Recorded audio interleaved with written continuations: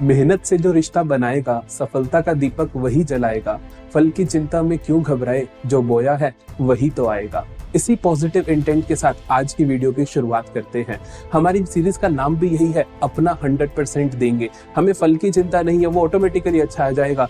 हम कहते हैं जो बोया है वही तो आएगा, तो हम अपना 100% देने वाले हैं। वो 100% देने के लिए आपको इस सीरीज के साथ जुड़े रहना है। कल आपने पहली वीडियो को जो प्यार दिया, आज इसी वीडियो को भी आप उतना ही प्यार देना। अभी तक आपको एक इको की वीडियो, नेशनल इनकम के ऊपर एक लेक्चर दिया, आज एक बिजनेस स्टडीज का लेक्चर ऑलरेडी आ चुका है और यह है अकाउंट्स का पहला लेक्चर इस सीरीज का। हमने अकाउंटेंसी की बुक को शुरू से ना उठाकर पीछे से उठाया है। कैश फ्लो स्टेटमेंट हम पहला चैप्टर करने वाले हैं। इसका रीजन साफ है कि पार्टनरशिप आप बहुत बार पढ़ चुके हो और तीसरी बुक को अभी तक आपने हाथ नहीं लगाया होता है। तो जल्दी से शुरू करते हैं। इसमें मैं आपको क्या बताने वाला हूँ, ये 1 से 1.5 घंटे का वीडियो रहने वाला है, जहाँ पे हम कैश फ्लो स्टेटमेंट का सबसे पहले कॉन्सेप्ट कर रहे होंगे। उसके बाद उसके मोस्ट इंपॉर्टेंट क्वेश्चंस जो प्रीवियस ईयर में आए हुए हैं, जो सैंपल क्वेश्चन पेपर में आए हुए हैं, हम उन्हें डिस्कस करेंगे। तो जल्दी से शुरू करते हैं। अगर मैं कॉन्सेप्ट की बात करूं कैश फ्लो स्टेटमेंट के, तो कॉन्सेप्ट के अंदर हमारे पास, मैं आपको अभी ये नहीं बताने वाला हूं कि ऑपरेटिंग एक्टिविटी क्या होती है, इन्वेस्टिंग क्या होती है, फाइनेंसिंग क्या होती है। इसलिए क्योंकि इसके जैसे मैं 8 एमसीक्यूज आपके लेकर आऊंगा, अभी इसी वीडियो में हम बाद में बात करेंगे, तो हम वहां से उन चीजों को क्लैरिटी आ जाएगी। अभी हम बात करेंगे किस तरीके से cash flow from operating activities, cash flow from investing activities and cash flow from financing activities कैसे निकाला जाता है। तो शुरू करते हैं हम। Cash flow from operating activities, आपने करना क्या है, आपने ये बहुत अच्छे से कॉन्सेप्ट नोट्स बनाने हैं और इन्हें याद करना है। मैं अभी इसी क्लास में आपको ये सारे के सारे अच्छे से याद करवा दूंगा कि क्या क्या चीजें आपको ऑपरेटिंग में लिखनी है। उनमें से जो जो पेपर में आएंगे हम वो उठा के लिख देंगे, सीधी सी बात है। तो देखो, cash flow from operating activities निकालने के लिए सबसे पहली जो चीज चाहिए होती है हमें, हम निकालते हैं net profit. Net profit before tax and extraordinary items. Extra ordinary items, इसका कैलकुलेशन हम सबसे पहले सीखेंगे, फिर हम आगे बढ़ेंगे। तो net profit before tax and extraordinary items हम कैसे निकालते हैं। देखो, आपको क्वेश्चन में दो चीजें दी हो सकती हैं, या तो आपको सरप्लस दिया होगा या दिया होगा net profit after tax and extraordinary items. हम दोनों से देख लेते हैं। तो रास्ता बड़ा सिंपल है। जनरली आपको सरप्लस दिया होता है सबसे ऊपर, जनरली आपको सरप्लस दिया होता है कि एक साल का सरप्लस 2022 का, एक 2023 का बैलेंस दिया होता है, उसका डिफरेंस निकाल के आप सरप्लस में पहुंच जाते हो। सरप्लस में आप 7 आइटम्स को ट्रीट करोगे net profit before tax and extraordinary items तक पहुंचने के लिए। कितनी आइटम्स को ट्रीट करोगे? 7 आइटम्स को ट्रीट करोगे। पहले 3 आइटम्स को ट्रीट करोगे, फिर बाकी की 4 आइटम्स को ट्रीट करोगे। तो वो पहली 3 आइटम्स क्या है? सरप्लस के अंदर आप 3 चीजें ऐड करोगे। क्या क्या है वो 3 चीजें? पहली चीज आप ऐड करोगे interim dividend pay, interim dividend paid. दूसरी चीज आप ऐड करोगे प्रोपोज्ड डिविडेंड प्रीवियस ईयर। दूसरी चीज आप ऐड करोगे प्रोपोज्ड डिविडेंड प्रीवियस ईयर। तीसरी चीज आप ऐड करोगे ट्रांसफर टू रिजर्व्स, जो भी आपने रिजर्व क्रिएट करा है, ट्रांसफर किया है रिजर्व में। ये 3 चीजें ऐड करने के बाद आपके पास आ जाएगा net profit after tax and extraordinary items. ये आने के बाद आप 4 चीजों को ट्रीट करोगे, 2 एक्स्ट्रा ऑर्डिनरी आइटम्स की और 2 टैक्स की। देखते हैं क्या क्या वो चीजें हैं। तो एक तो आप ट्रीट कर रहे होगे, ऐड करोगे आप एक्स्ट्रा ऑर्डिनरी एक्सपेंसेस को आप ऐड करोगे। ऐड करोगे आप provision for tax current year जो आपने बनाया। 2 चीजें आप माइनस करोगे, एक माइनस करोगे आप एक्स्ट्रा ऑर्डिनरी इनकम माइनस करोगे, और दूसरी चीज जो आप माइनस करोगे वो होगी आपकी इनकम टैक्स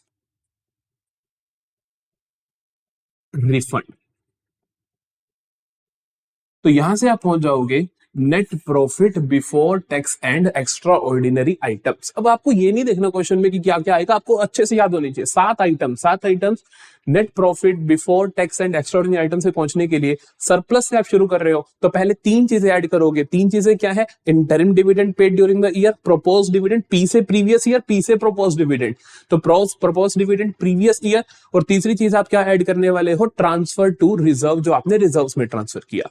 फिर उसके बाद आप 4 आइटम्स को ट्रीट करोगे। क्या क्या है? एक्स्ट्रा ऑर्डिनरी एक्सपेंसेस को ऐड कर दोगे, provision for tax made during the year, current year का टोटल अमाउंट जो भी होगा आप उसे ऐड कर दोगे, और आप माइनस कर दोगे एक्स्ट्रा ऑर्डिनरी इनकम, और माइनस कर दोगे आप इनकम टैक्स का जो रिफंड आया है।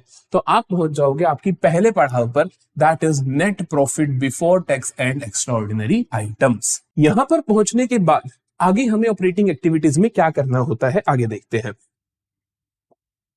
तो ऑपरेटिंग एक्टिविटीज कुछ इस तरीके से आपको देखने को मिलेगा। जब मैं क्वेश्चंस करवाऊंगा तो आपको मैं अच्छे से सिखा दूंगा। जो आपके बेसिकली जो क्वेश्चन में चेक होगा वो बहुत कम चीजें चेक होंगी, वो सारी चीजें नहीं पूछेगा, लेकिन हमें सारा कुछ आना चाहिए सो दैट हम कंफ्यूज नहीं हो रहे। तो हम ऑपरेटिंग एक्टिविटीज की जो शुरुआत करेंगे वो कहां से करेंगे? हम net profit before tax and extraordinary items. तो ये हम लिख देंगे अपना नेट प्रॉफिट, जो भी हमारे पास है। वो लॉस भी हो सकता है, लॉस हुआ तो आप ब्रैकेट्स में लिखोगे, प्रॉफिट हुआ तो आप एज इट इज लिख दोगे। इसके बाद जो हम ट्रीटमेंट देते हैं adjustment of non cash and non operating items. Non cash and non operating items, आप इनकी एडजस्टमेंट करने वाले हो। क्या क्या चीजें आएंगी? यहाँ पे कुछ चीजें ऐड होंगी और कुछ चीजें लेस होंगी। क्या क्या चीजें ऐड होती हैं? बहुत आसान तरीका याद रखने का, A B C D I L, A B C D I L। A से आता है आपके पास amortisation of fictitious and intangible assets for example आपकी गुडविल की वैल्यू रिड्यूस हो जाए, आपकी fictitious asset deferred revenue expenditure अगर वो रिड्यूस हो जाए तो आप उसको यहां पे शो करोगे। बी से बैड डेट्स रिटर्न ऑफ। मैं यहां पे और चीजें बता दूं आपको, कोई भी चीज रिटर्न ऑफ हो आप हर चीज यहां लिखोगे। कोई भी चीज रिटर्न ऑफ हो वो आप यहां पर लिखोगे। आपको जैसे कि बहुत सारी चीजें मिल सकती हैं। आपको मिल सकता है कि share issue expenses return of, आपको मिल सकता है कि कोई under writing commission return of. तो कुछ भी रिटर्न ऑफ आ जाए, रिटर्न ऑफ जरूर होना चाहिए, नहीं कि शेयर इशू एक्सपेंसेस पेड ना, आप वो नहीं लिखोगे। अगर कोई भी चीज रिटर्न ऑफ है, रिटर्न ऑफ का मतलब होता है कि आपने प्रॉफिट से वो राइट ऑफ कर दिया है, तो आप उसको वापस से ऐड करो, क्योंकि वो उसके अंदर कैश कोई नहीं जाता होता। तो कोई भी चीज रिटर्न ऑफ हो वो आप क्या कर दोगे? यहां पर ऐड कर दोगे। सी से आता है क्रिएशन ऑफ प्रोविजन। यहां पर हम बात करते हैं provision for doubtful debts. Provision कोई डाउटफुल डेट्स का अगर आपका इंक्रीज हो गया है तो वो आप यहां पे लिखोगे। प्रोविजन फॉर टैक्सेशन का यहां पे कोई काम नहीं है, खास ध्यान रखना है कि यहां पे हम बाकी प्रोविजंस की बात करते हैं और वो आपको generally provision for doubtful debts मिलता है, उसके अलावा कोई मिलता नहीं है। डी से आता है आपके पास डेप्रिसिएशन। आई से आता है आपके पास इंटरेस्ट ऑन शॉर्ट टर्म या फिर लॉन्ग टर्म बोरोइंग्स। इसके अंदर आपकी हर तरीके की बोरोइंग आ जाएगी, including debentures, bank overdraft, cash credit, किसी भी तरीके का कोई लॉन्ग टर्म लोन है या शॉर्ट टर्म लोन है, उन सबके ऊपर जो भी ब्याज बनता है वो आप यहां पे लिख दोगे। एल का मतलब आता है loss on sale of fixed asset, या आपने कोई भी बेसिकली नॉन करंट एसेट लिख देता हूं मैं, कोई भी नॉन करंट एसेट आपने बेची तो उसके ऊपर जो लॉस हुआ बेचने पे वो सारा भी यहां पर आएगा। तो फिर से देखते हैं अभी तक हम कहां से कहां पहुंचे। हमने सबसे पहले निकाला net profit before tax and extraordinary items. मैंने कहा वहां पे आपको 7 चीजों को ट्रीट करना है। कितनी चीजों को ट्रीट करना है? 7 चीजों को। सबसे पहले हम 3 चीजें ऐड करते हैं। कौन सी 3 चीजें ऐड करते हैं? 2 डिविडेंड की होते हैं, जिनमें से interim dividend paid during the year, propose dividend P से शुरू हुआ तो प्रीवियस ईयर, और तीसरे नंबर पे हम लिखते हैं जो हमने ट्रांसफर किया रिजर्व्स में। फिर हम 4 आइटम्स को ट्रीट करते हैं। वो जो 4 आइटम्स होती है, एक्स्ट्रा ऑर्डिनरी एक्सपेंसेस को ऐड करेंगे, provision for tax current year को ऐड करेंगे, एक्स्ट्रा ऑर्डिनरी इनकम्स, जो एक्स्ट्रा ऑर्डिनरी इनकम्स को हम माइनस करेंगे, और रिफंड ऑफ टैक्स को भी माइनस करेंगे। सारी बातें आपने आंख बंद करके बोलनी है ताकि आपको यहीं की यहीं याद हो जाए। फिर आता है हमारे पास कि हमारे पास अगर नेट इनकम, नेट प्रॉफिट आ गया तो उसके बाद हम क्या करते हैं? सबसे पहला काम, adjustment of non cash and non operating item. ये कैसे याद रखेंगे हम सारी की सारी items? A B C D I L, A B C D I L. A से क्या है? Amortisation of fictitious and intangible assets. B से क्या है? Bad debts written off. C से क्या है? Creation of provision. यहाँ पे प्रोविजन फॉर टैक्स की बात नहीं करनी है, बात किसी करनी है प्रोविजन फॉर डाउटफुल डेट्स की। डी से आता है आपके पास डेप्रिसिएशन। आई से आता है interest on short term and long term borrowings. बार बार कह रहा हूं, हर तरीके का इंटरेस्ट, बैंक लोन पे दिया, डिवेंचर्स पे दिया, कैश क्रेडिट पे दिया, बैंक ओडी पे दिया, हर तरीके का इंटरेस्ट। और loss on sale of non current asset, कोई भी नॉन करंट एसेट बेची तो उसको बेचने पे जो लॉस हुआ वो भी यहाँ पे आप ऐड कर दोगे। अगर कुछ चीजें ऐड हो रही हैं तो कुछ माइनस भी होंगी। माइनस देखते हैं लेस क्या क्या होता है। अगर मैं लेस की बात करूं तो लेस करते हो आप बेसिकली 5 आइटम्स। लेस करते हो आप 5 आइटम्स। वो 5 आइटम्स इन्हीं का अपोजिट है। देखो, अमोर्टाइजेशन का अपोजिट होगा कि एसेट की वैल्यू बढ़ गई, वो ऐसे हवा में नहीं बढ़ती, वो आपने एसेट खरीदी होगी तो वो इन्वेस्टिंग एक्टिविटी होती है, तो ये नहीं हो सकता। रिटर्न ऑफ का अपोजिट बनेगा नहीं। क्रिएशन ऑफ प्रोविजन, अगर आप प्रोविजन क्रिएट करते हो तो वो ऐड हो रहा है। यही आपने प्रोविजन रिड्यूस करा हो तो मैं क्या कहता हूं? पहला, डिक्रीज इन प्रोविजन। अगर आपने क्या करा है? डिक्रीज कर दिया है प्रोविजन, तब आप क्या कर दोगे जी? माइनस कर दोगे। डेप्रिसिएशन का अपोजिट हो नहीं सकता क्योंकि एप्रिशिएट कभी होती नहीं है एसेट। अगर होती है तो हम कहते हैं कि हमने खरीद ली, वो इन्वेस्टिंग बन जाती है। Interest on long term short term borrowings, ये क्या है? आपने जो पे कर रहा है, जो आप पे कर रहे हो, इसका अपोजिट क्या होगा? Interest received. इंटरेस्ट रिसीव्ड के बाद साथ हम 3 चीजें लिखते हैं, इंटरेस्ट रिसीव्ड, रेंट रिसीव्ड, हम लिखते हैं यहाँ पे डिविडेंड रिसीव्ड। ये तीनों चीजें हम क्यों लेस कर रहे हैं? क्योंकि ये तीनों बेसिकली ऑपरेटिंग में नहीं आनी चाहिए। हालांकि पैसा रिसीव हुआ है, मैं रीजनिंग ज्यादा नहीं बता रहा हूं क्योंकि अब उस चीज का टाइम नहीं है। अब आपको फॉर्मेट्स याद करने हैं और क्वेश्चन करने हैं, तो ये लेस करेंगे। लॉस का उल्टा क्या हो जाएगा? गेन। तो 5वीं चीज आती है gain on cell of non current asset. ये कर देने के बाद ये 4 चीजें जो आपने, 5 चीजें जो आपने लेस करी और ये सारी ऐड करने के बाद जो आपके पास फिगर आएगा उसे हम बोलते हैं cash flow from operating activities before working capital changes. Working capital changes से पहले का हमारे पास cash flow from operating activities आ चुका है। इसके आगे क्या होता है? तो इसके आगे क्या होता है? देखो, वर्किंग कैपिटल चेंजेस को हम कैसे ट्रीट करते हैं, इसी के आगे कंटिन्यूएशन में क्या होगा। तो हमारे पास अभी तक आया cash flow from operating activities before working capital changes. अब जो वर्किंग कैपिटल में चेंजेस आते हैं उनकी वजह से हम देखते हैं। आप क्या करोगे? ऐड करोगे। क्या क्या चीजें ऐड करोगे? ऐड करोगे डिक्रीज इन करंट एसेट, कोई करंट एसेट रिड्यूस हो जाए आप उसको ऐड कर दोगे। इंक्रीज इन करंट लायबिलिटी, आप उसको ऐड कर दोगे।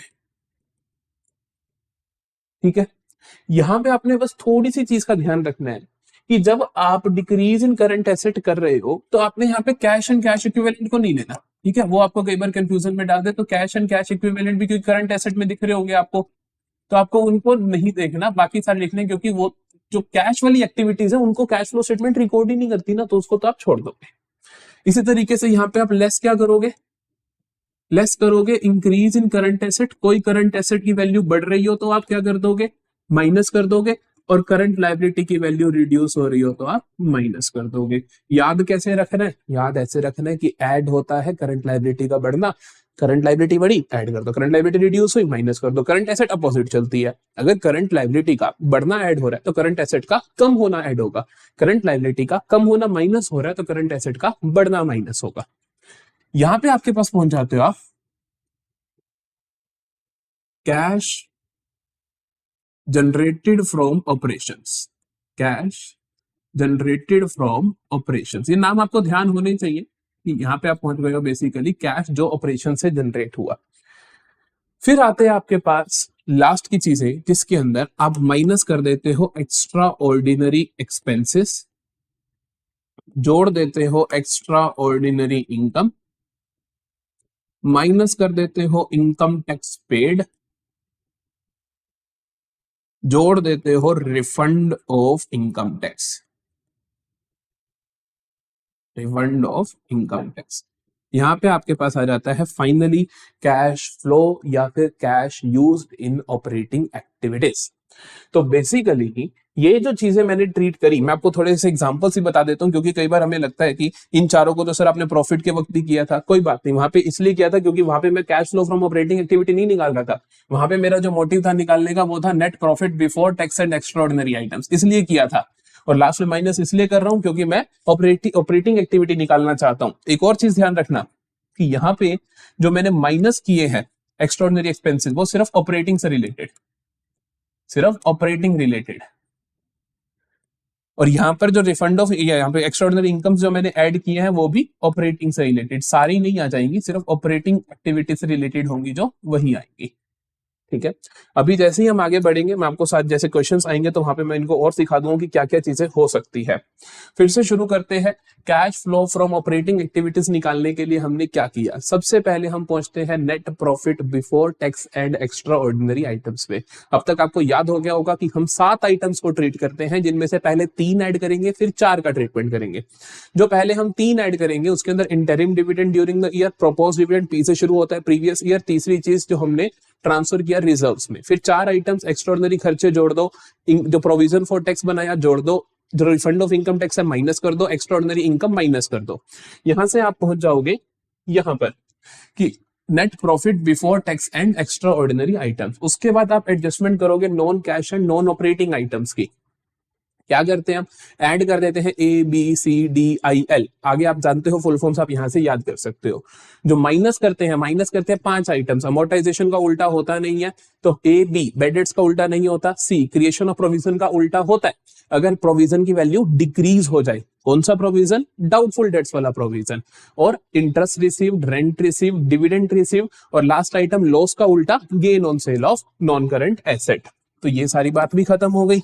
इसके बाद वर्किंग कैपिटल चेंजेस रह गए, ऐड करोगे करंट लायबिलिटी के साथ साथ जाता है, करंट लायबिलिटी बढ़ी ऐड, कम हुई तो माइनस, करंट एसेट उससे अपोजिट चलेगी। फिर आ जाता है कैश जनरेटेड फ्रॉम ऑपरेशंस। यहां से क्या करोगे आप, एक्स्ट्रा ऑर्डिनरी खर्चे माइनस करोगे ऑपरेटिंग वाले, एक्स्ट्रा ऑर्डिनरी इनकम जोड़ोगे ऑपरेटिंग वाली, जो आपके पास इनकम टैक्स पेड है वो माइनस करोगे और refund of income tax add कर दोगे। तो यहां पर आप आ जाओगे cash flow from operating activities पे।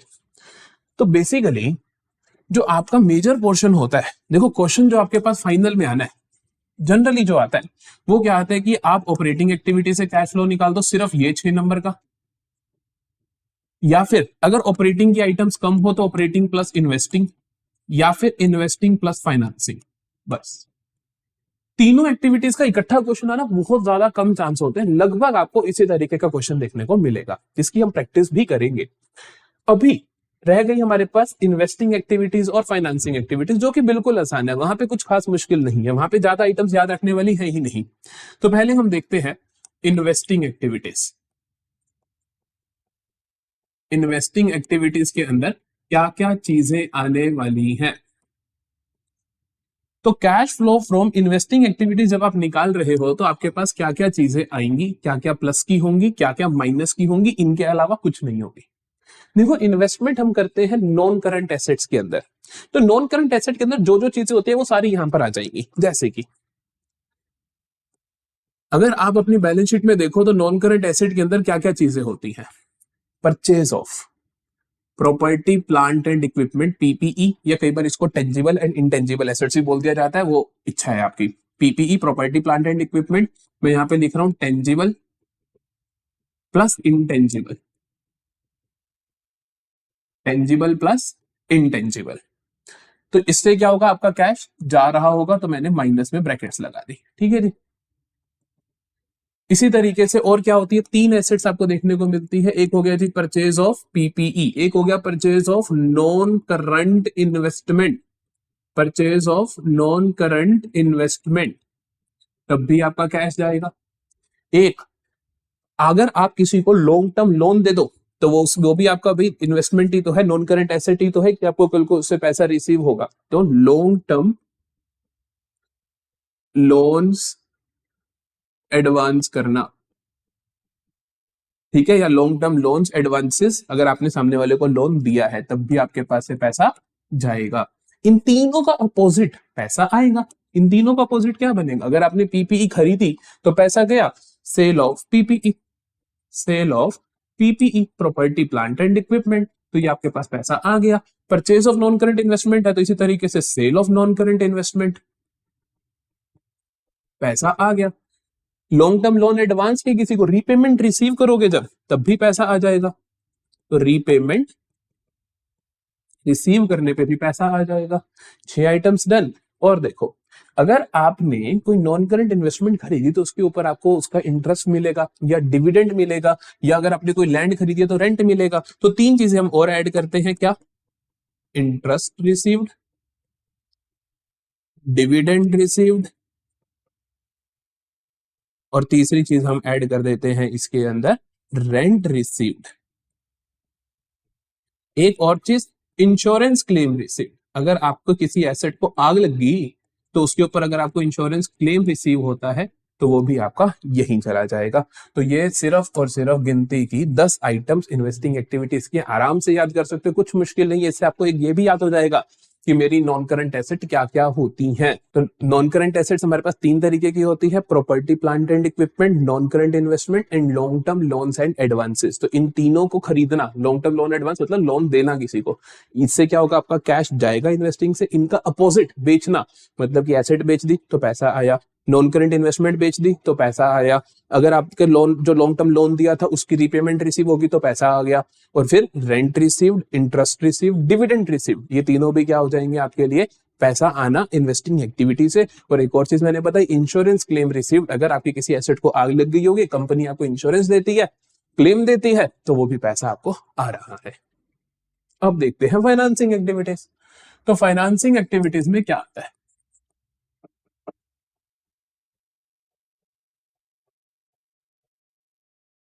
तो फाइनेंसिंग एक्टिविटीज में आपके पास है, जल्दी से देखिएगा, यहां भी गिनती की आइटम्स हैं।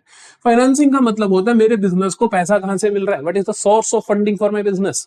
तो फाइनेंसिंग एक्टिविटी के अंदर मेरे पास आता है, पैसा आएगा कहां कहां से, इशू ऑफ शेयर्स, अगर मैं इशू कर दूं शेयर्स कोई भी, चाहे प्रेफरेंस या इक्विटी, तो मेरे पास पैसा आया। मैं क्या कर लूं, कोई लोन ले लूं, तब भी देखो, मेरे को आपको कैश फ्लो करते कभी ये नहीं देखना नुकसान है या फायदा, आपको देखना है पैसा आ रहा है या जा रहा है। शेयर्स इशू कर दिए, इशू ऑफ डिवेंचर्स, अगर आपने डिवेंचर्स इशू कर दिए तब पैसा आ रहा है। बैंक लोन टेकन, या फिर बैंक ओडी टेकन, या फिर कैश क्रेडिट टेकन, इनको मैं एक ही उसके अंदर रखता हूं क्योंकि तीनों चीजें उधार पे पैसा लिया गया, तब भी मेरे पास क्या आ रहा है, पैसा आ रहा है। पैसा जाएगा कब, जब मैंने जो शेयर्स इशू करे मैं उनको पैसा लौटा दूं। शेयर्स को पैसा लौटाया नहीं जाता, कि शेयर्स आप रिड्यूस करना चाहते हो तो आप बायबैक कर लेते हो शेयर्स को, तो इसका अपोजिट क्या हो गया, बायबैक ऑफ शेयर्स। अगर आपने शेयर्स को ओपन मार्केट से खरीद लिया, बायबैक ऑफ शेयर्स, तो पैसा चला जाएगा, माइनस लिख दिया। डिवेंचर्स को इशू किया, उल्टा क्या हो जाएगा, redemption,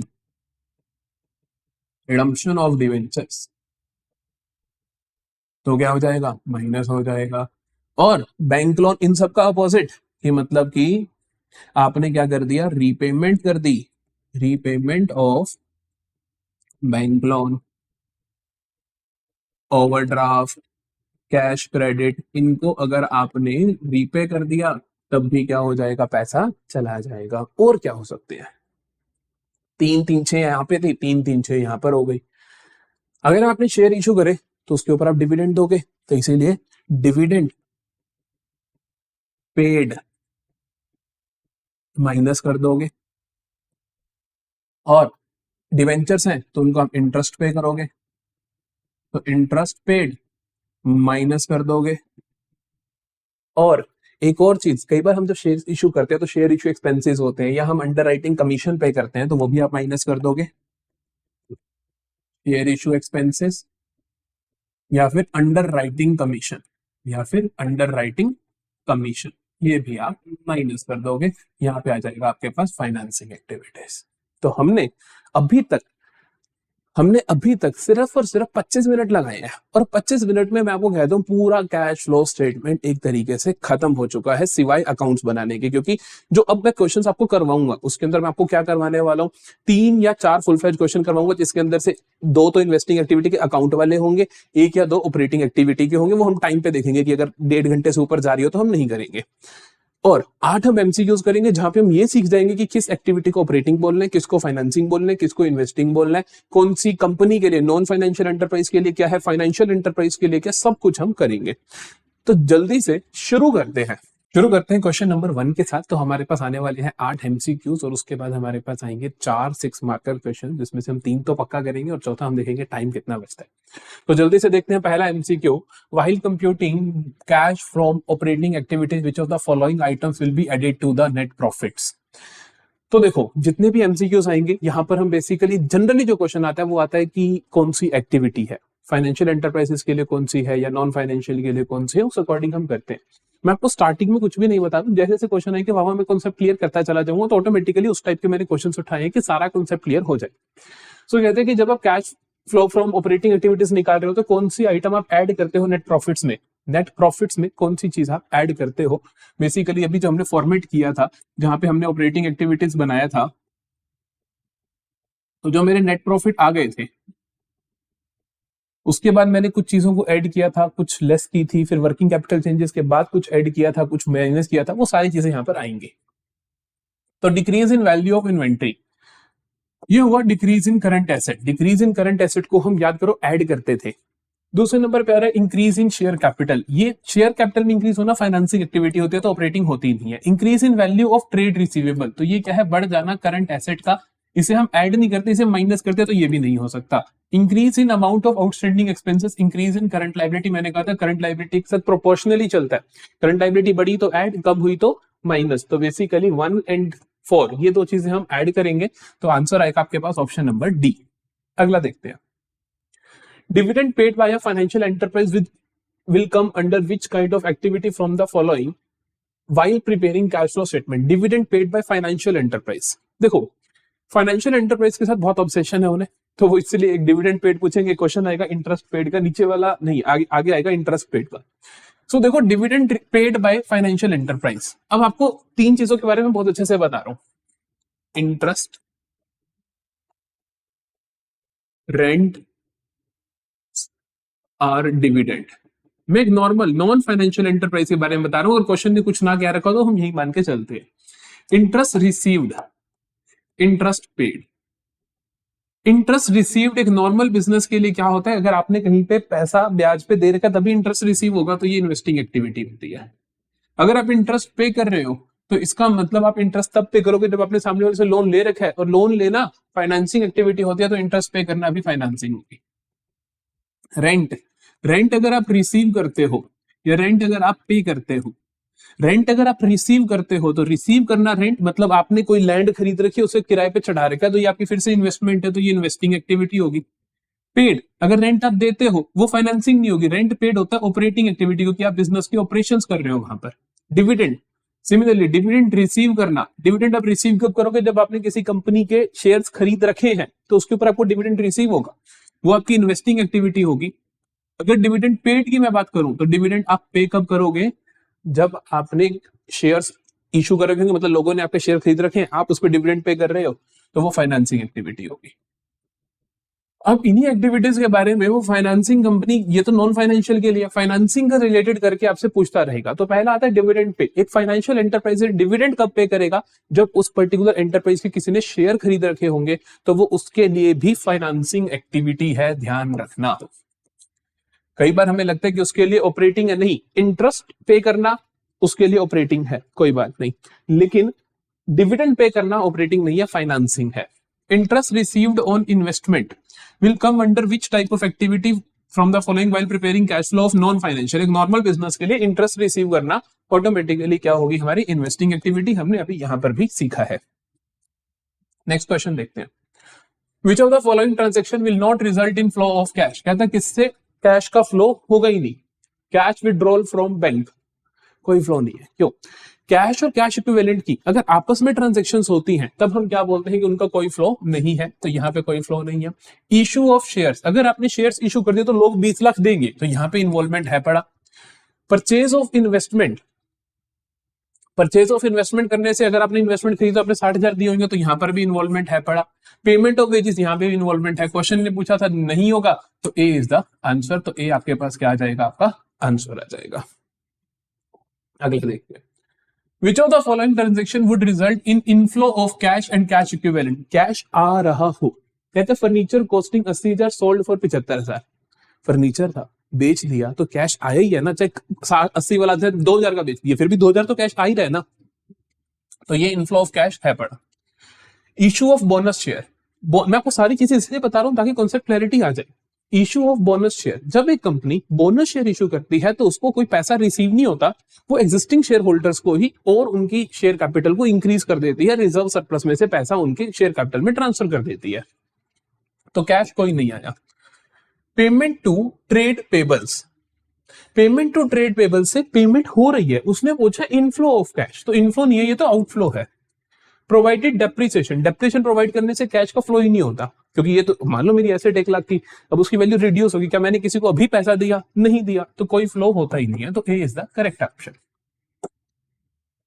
While preparing cash flow statement, interest received by finance company, मैंने बोला था ना कि फाइनेंस कंपनी से बहुत ऑब्सेशन है, तो उन्होंने क्या इंटरेस्ट रिसीव बोल दिया, पहले बोला डिविडेंड रिसीव। अगर फाइनेंस कंपनी डिविडेंड रिसीव करती है तो उसको हम बोलते हैं फाइनेंस कंपनी, अगर डिविडेंड रिसीव करते हैं तो उसको हम बोलते हैं फाइनेंसिंग एक्टिविटी। वही इंटरेस्ट रिसीव करती है तो उसे हम क्या बोलते हैं कि उसके लिए ये ऑपरेशन का काम है, क्योंकि कंपनी फाइनेंस की कंपनी है, तो ये मत कर देना इन्वेस्टिंग। नॉन फाइनेंस कंपनी होती तो इन्वेस्टिंग होता, लेकिन अगर एक फाइनेंसिंग कंपनी है तो उसके लिए ये उसका ऑपरेशंस का काम है, क्योंकि उसका डेली बेसिस का काम ही है।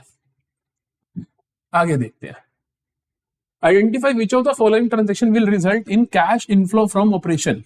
तो cash inflow from operating activity, जब भी कैश इनफ्लो फ्रॉम ऑपरेटिंग या आउटफ्लो फ्रॉम ऑपरेटिंग आए तो आपको ये नहीं सोचना कि हमने ऑपरेटिंग एक्टिविटी में सर ने क्या क्या लिखवाया था, नहीं, वो इनडायरेक्ट मेथड है। तो एक्चुअली में इनडायरेक्ट मेथड वो ऑपोजिट चल रहा होता है। Direct method simply operating activity का मतलब होता है कि normal day to day activity से कितना कैश आ रहा है, कितना कैश जा रहा है। अब हम देखते हैं payment to creditor, cash inflow पूछ रहे हैं, पेमेंट में तो आउटफ्लो हो गया, ये तो ऑप्शन हो ही नहीं सकता। Interest received by a non finance company, interest अगर आप रिसीव करोगे तो इंटरेस्ट तो आप कब रिसीव करते हो, जो आपने इन्वेस्ट कर रखा हो, तो ये तो इन्वेस्टिंग एक्टिविटी हुई, ऑपरेटिंग तो हो नहीं सकती, हटा दो। Dividend received by a non finance company, dividend भी आप कब रिसीव करोगे, इन्वेस्टिंग एक्टिविटी है। अमाउंट रिसीव्ड फ्रॉम डेटर, हाँ डेटर से तो आप नॉर्मल कोर्स ऑफ बिजनेस से पैसा रिसीव करते हो, तो ये क्या हो जाएगा आपका इनफ्लो फ्रॉम ऑपरेटिंग एक्टिविटीज। अगला देखते हैं। Paid ₹5 lakh to acquire shares of नेलीगेयर जो भी है industries and received a dividend of 30,000 after acquisition, this transaction will result in. कहते हैं कि आपने 5,000 रुपए दिए, आपने किसी कंपनी के शेयर खरीदे। अगर आपने किसी कंपनी के शेयर खरीदे तो वो आपकी इन्वेस्टिंग एक्टिविटी है, पैसा जा रहा है क्योंकि आपने चीज खरीदी है, एंड आपने डिविडेंड रिसीव किया 30,000 का, ये भी इन्वेस्टिंग एक्टिविटी से ही है ना, इनकम। इसको आप डेसिम इसके नीचे लिखा करो सो दैट कैलकुलेशन आसान हो जाए। देखो 5 लाख इन्वेस्टिंग एक्टिविटी है तो 30,000 आ भी तो उसी एक्टिविटी से रहा, तो वो भी इन्वेस्टिंग एक्टिविटी है, तो ये क्या है आपका नेट 470 नेगेटिव बैलेंस। तो ये क्या है कैश आउटफ्लो, इनफ्लो नहीं है, इनफ्लो नहीं है, कैश आउटफ्लो फाइनेंसिंग नहीं है, इन्वेस्टिंग है, तो D is the correct option. Last question देखते हैं, 1 मार्कर हमारे पास। श्याम सुंदर is a financing company under interest paid. मैं आपको पहले ही बता चुका हूँ कि फाइनेंसिंग कंपनी के लिए इंटरेस्ट पेड क्या होगा, बेसिकली ऑपरेटिंग एक्टिविटी। मैंने कहा था बहुत बार पूछते हैं, सारा प्रीवियस ईयर ही है। ये क्वेश्चन देखो, ये बहुत खास है। पर्टिकुलर्स दे रखे हैं आपको, ईयर की स्टार्टिंग, ईयर का एंड, प्रोविजन फॉर टैक्स के दोनों के बैलेंसेस दे रखे। मैंने आपको स्टार्टिंग में बोला था मैं प्रोविजन फॉर टैक्स का अकाउंट सिखाऊंगा, ऐसा नहीं है कि नहीं सिखाऊंगा, इसीलिए मैं ये क्वेश्चन भी लेकर आया हूँ आपके लिए। Tax paid during the year ended 31 मार्च 2023 वाज 15,000। जो टैक्स आपने पे किया है वो ये है। देखो, प्रोविजन फॉर टैक्स के बारे में कुछ भी आए ना, बहुत आसान होता है। आपको क्या करना होता है, प्रोविजन फॉर टैक्स का एक खाता बना देना होता है, अकाउंट बना देना होता है, प्रोविजन फॉर टैक्स। यहाँ पे आप इसका ओपनिंग बैलेंस लिखते हो, यहाँ पे आप क्लोजिंग बैलेंस लिखते हो। तो यहाँ पे लिखते हो आप इसका बाय बैलेंस ब्रॉट डाउन। जो ईयर की स्टार्टिंग में है, ईयर की स्टार्टिंग 2022 है, वो बैलेंस चेक कर लेना, कई बार 22 इधर होगा 23 इधर होगा। तो 22 में 10,000 है, आप यहाँ लिख दोगे। यहाँ पे आप इसका क्लोजिंग बैलेंस लिख देते हो, टू बैलेंस कैरिड डाउन। कितना है हमारे पास, 25,000, हम 25,000 लिख देंगे, ठीक है। अब tax paid during the year, मान लो आपने कोई प्रोविजन का मतलब होता है कि मैंने किसी चीज के लिए स्पेसिफिक चीज प्रोविजन बनाया, अगर वो खर्चा मैं इसी प्रोविजन में से करूंगा तो प्रोविजन बनता इस साइड से है तो रिड्यूस इस साइड से होगा। अब कहते हैं कि आपने टैक्स पे कर दिया, जो टैक्स पे कर दिया तो आप इधर से टैक्स पे कर दोगे to bank account tax paid. समझे मेरी बात? मैंने गुल्लक बनाई, एक तरीके से गुल्लक है, गुल्लक बनाई जिस पर्पस के लिए, अगर मैं उस पर्पस का यूज करूं तो खाली इधर से होगी ना। तो वो 10,000 थे, मैंने यहाँ पे यूज कर लिए 15,000। ये बैलेंस कैरी डाउन क्या है सर, ये है कि आपको ईयर एंड पे कितना रखना है, कि मतलब नेक्स्ट साल के लिए, नेक्स्ट ईयर के लिए आपको कितना पैसा बचा के रखना है। तो हमें 25,000 रखना है। यहाँ पे जो मेरा बैलेंसिंग फिगर आएगा वो होगा मेरे पास बाय स्टेटमेंट ऑफ P&L। कहते हैं कि इतना पैसा आप इस साल के प्रॉफिट एंड लॉस अकाउंट में से निकाल लो। क्यों? 10,000 आपके पास था, 15,000 आपका खर्चा हो गया, 5 तो वो और 25 जो आपको आगे के लिए चाहिए, तो ये 30,000 आना चाहिए। आप बैलेंसिंग फिगर देख लीजिए, 25 प्लस 15 कितना हुआ, 40,000। यहां भी 40,000, तो ये कितना आ गया मेरे पास, 30,000। तो बेसिकली यहां पर while calculating net profit before tax and extraordinary items, the amount of provision for tax to be added will be 30,000। देखो मैं आपको बता देता हूँ प्रोविजन फॉर टैक्स के ट्रीटमेंट क्या होते हैं। प्रोविजन फॉर टैक्स का ये पूरा खाता बन गया। अब इसमें से आपके पास ट्रीटमेंट सुनो, ऑपरेटिंग एक्टिविटी का जब हम वो निकाल रहे थे कि calculation of net profit before tax and extra ordinary item, बहुत ध्यान से सुनना। Calculation of net profit before tax and extraordinary items जब हम निकाल रहे थे तो मैंने आपको बोला था कि वहां पे पहले 3 चीजें आप ऐड करते हो, फिर उसके बाद 4 चीजों का ट्रीट करते हो, उनमें से 2 टैक्स वाली थी। एक तो आप ऐड करते हो provision for tax current year, याद है, और दूसरी चीज आप माइनस करते हो रिफंड ऑफ टैक्स। अब यहां पर provision for tax current year, जो आपको बेसिकली इस साल का आपको प्रोविजन ट्रांसफर करना पड़ेगा, तो हम वो लिखेंगे। तो प्रोविजन हमें यहां से ट्रांसफर कितना करना पड़ रहा है, 30,000 का, तो ये हमारा अमाउंट निकल आता है, ठीक है। और जब आप बाद में जब ऑपरेटिंग के लास्ट में आ जाते हो तो वहां पे आप 2 चीजें करते हो। लास्ट में आप इनकम टैक्स पेड माइनस करते हो, इनकम टैक्स पेड आप माइनस करते हो, और दूसरी चीज आप ऐड कर देते हो रिफंड ऑफ टैक्स, दूसरी चीज आप ऐड कर देते हो रिफंड ऑफ टैक्स। तो इनकम टैक्स पेड जो माइनस करोगे वो कितना करोगे आप, 15,000 करोगे, तो आप ये 15,000 वहां पे माइनस करोगे। तो जनरली जब भी आपको प्रोविजन फॉर टैक्स के बैलेंसेस दे रखे होते हैं स्टार्टिंग के और एंड के, और आपको इन दोनों में से एक इंफॉर्मेशन दी होती है, या तो कह देते हैं कि प्रोविजन क्रिएटेड इतना, फिर आपका बैलेंसिंग फिगर ये आ जाता है, या फिर ये दिया होता है, ये बैलेंसिंग फिगर आ जाता है।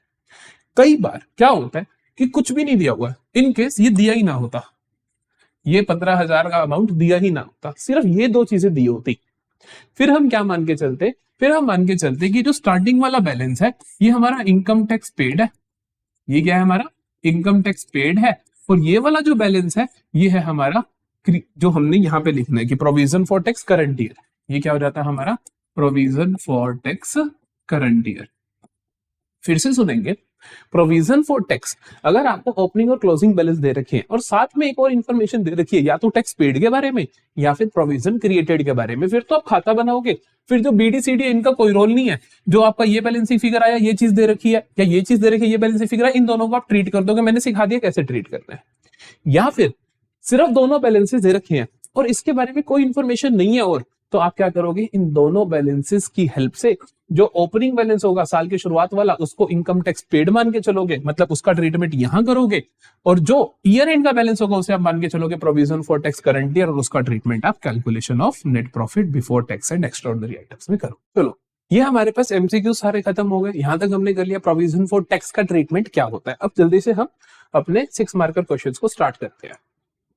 Read the following hypothetical text and answer the following questions on the basis of the same. चलो देखते हैं।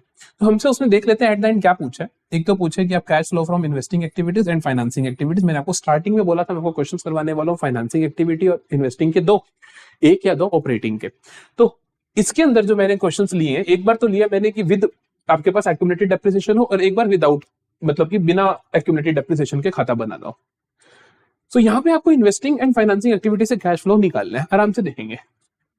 Aditi initiated her startup this, यहां तक काफी बार आपको कुछ खास बात नहीं मिलती है, सिर्फ थ्योरी दी गई है। आगे देखते हैं। Following information has been extracted from the balance sheet of Fizz limited for the year ended 31 March 2022। क्या पता चलता है? ये प्रीवियस ईयर है, ये ध्यान रखना। कई बार प्रीवियस ईयर यहां होता है, तो आपको ये जरूर पता होना चाहिए, आप इसका ध्यान रखोगे। हमें किस तरीके से क्वेश्चन को अटेम्प्ट करना है, हमें क्या कर लेना, हमें ना चीजों को लिख लेना है कि कौन सी चीज कहां पे जाने वाली है, फिर उसके बाद हम उसको पुट कर देंगे। कैसे मैं आपको सिखाता हूं। अगर cash flow from investing activity financing activity अलग अलग निकालना है, तो आप पहले करो कि मेरे को निकालना है cash flow from investing activities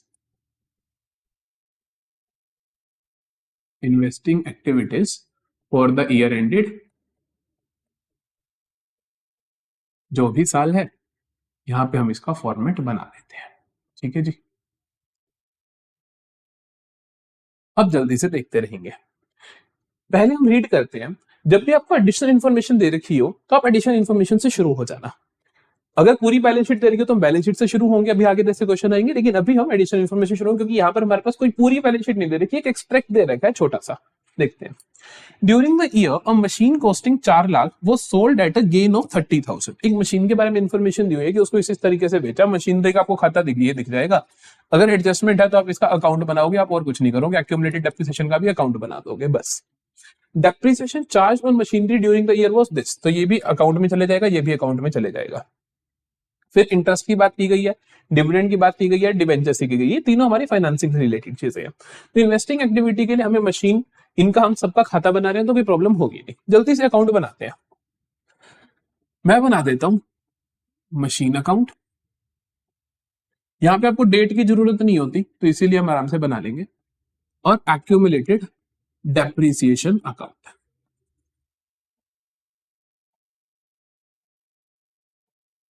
चलो देखते हैं। सबसे पहले हम बैलेंसेस लिखते हैं। उसने कहा कि मशीनरी एट कॉस्ट दे रखी है आपको 2021 में 20 लाख और ईयर एंड पे 28 लाख। मशीनरी का ओपनिंग बैलेंस क्या होता है? एसेट है, तो ओपनिंग बैलेंस होगा डेबिट का, तो हम लिखेंगे टू बैलेंस ब्रॉट डाउन।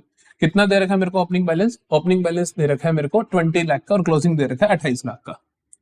तो ये आ गया 20, 1 2 3 4 5। और क्लोजिंग बैलेंस में यहां लिख लूंगा by balance carried down 28 lakh का। ठीक है। इसी तरीके से हम लिख लेते हैं एक्यूमुलेटेड डेप्रिसिएशन का ओपनिंग बैलेंस दे रखा है 60,000, क्लोजिंग दे रखा है 90,000, तो हम यहां लिख लेते हैं बाय बैलेंस। एक्यूमुलेटेड डेप्रिसिएशन क्या होती है? अपोजिट होती है, बेसिकली मशीनरी का एंटी एसेट अकाउंट है वो। तो ओपनिंग बैलेंस क्रेडिट का होगा, क्लोजिंग डेबिट का होगा। तो बाय बैलेंस बीडी मेरे को दे रखा है यहाँ पे 60,000 और एंड में एक्यूमुलेटेड डेप्रिसिएशन का 60 और एंड में दे रखा है 90, तो मैं लिख लेता हूँ यहाँ पे 60,000। यहां लिख लेता हूं टू बैलेंस सीडी 90,000। ठीक है। अब शुरू करते हैं। क्वेश्चन ने बोला क्या? During the year a machine costing 4 lakh was sold at a gain of 30,000। उसने क्या बोला कि एक मशीन थी जो 4 लाख की थी, वो आपने 30,000 के गेन पे सेल कर दी। मैं आपको बता देता हूं कि क्या क्या चीजें आपको गिवन हो सकती है। एक 4 लाख की मशीन आपने 30,000 के गेन पे सेल कर दी, लेकिन आप अब कितने की बेची? कितने की बेची नहीं पता, क्यों? क्योंकि उसके लिए पता होना चाहिए कि आज तक का डेप्रिसिएशन कितना था। 4 लाख वाली 4 लाख की तो नहीं होगी ना आज तक, तो उसके लिए हमें देखना पड़ेगा डेप्रिसिएशन था कितना।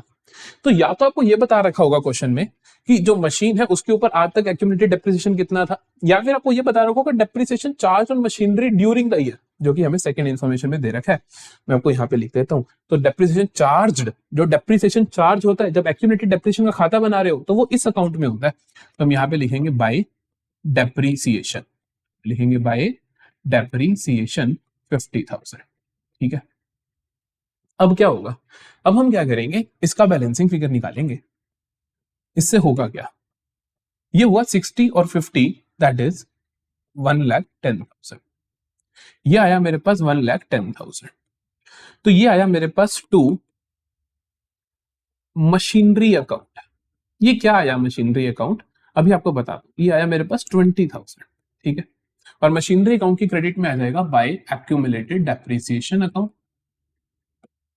20,000। तो देखो बेसिकली कहानी क्या होती है, आपको या तो ये फिगर गिवन होता है या ये गिवन होता है। मान लो ये कह रहा होता था कि 4 लाख की मशीन जिसपे आज तक 20,000 का डेप्रिसिएशन लग चुका है, हमने इतने की बेच दी या इतने की गेन पे बेच दी। जैसे ये कहा होता उसने कि मेरे पास सपोज 1 लाख की मशीन थी जिसके ऊपर 20,000 का आज तक डेप्रिसिएशन लग चुका है, पर मैंने वो बेच दिया जी 40,000 में। तो इसका मतलब मैं समझ जाता है ना कि 1 लाख वाली मशीन 20,000 आज तक डेप्रिसिएशन लग चुका, 80,000 की बची, 80 वाली मैंने 40,000 में बेच दी, तो इसका मतलब मेरे को 40,000 का घाटा हो गया। तो मैं क्या करता, जो 20,000 डेप्रिसिएशन है मैं ये ट्रांसफर कर देता यहाँ से वहां, तो यहाँ पे लिख देता टू मशीनरी 20,000 और वो वहां पे चला जाता। तो मतलब मेरे को ये वाला अमाउंट दे रखा होता। ये नहीं दे रखा तो मेरे को डेप्रिसिएशन ड्यूरिंग द ईयर दे रखे, ये अमाउंट दे रखा, तो ऑटोमेटिकली बैलेंसिंग फिगर ये आ गया। तो एक्यूमुलेटेड डेप्रिसिएशन का अकाउंट जो है बेसिकली वो उसके अंदर हमेशा आपको यही आइटम्स देखने को मिलेंगी। इसमें से या इसमें से एक आपका बैलेंसिंग फिगर होने वाला है। इस केस में ये बैलेंसिंग फिगर है। अब मैं बता सकता हूं, अब मैं कह सकता हूँ ये 4 लाख की मशीन थी, उस पर आज तक 20,000 का डेप्रिसिएशन लग चुका है, तो वो बची 380 की, बेची तुमने गेन पे कितने के, 30,000 के गेन पे बेची, तो गेन इधर आता है, लॉस इधर आता है, तो to gain on sale, to gain on sale कितना गेन हुआ, 30,000 का। ठीक है, कितने की बेची, 4 लाख वाली मशीन जिसपे आज तक डेप्रिसिएशन लग चुका है 20,000, जो कि हमने बैलेंसिंग फिगर से निकाला, तो 380 की बेची, बेची 30,000 के मुनाफे, तो मतलब 4,10,000 की बेची। तो मैं यहाँ क्या लिख सकता हूँ, बाय बैंक अकाउंट 4,10,000।